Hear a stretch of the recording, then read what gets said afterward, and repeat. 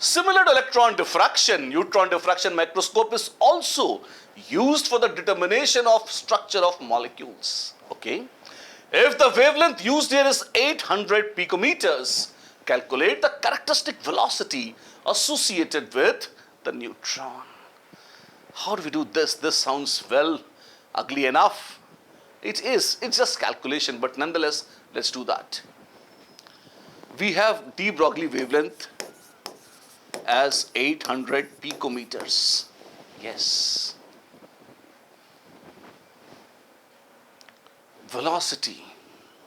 Now, please note, this is h by mv.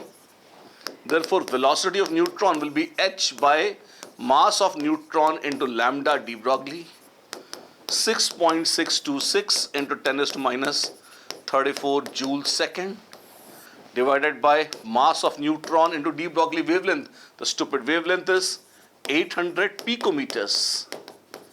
So much.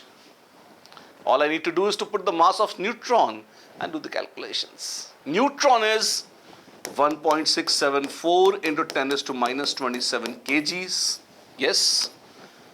Do this fanciful calculation, and exciting though this is, it comes out to be, well, 494 meters per second. Good enough. Around 500 meters per second. This is the velocity of neutrons.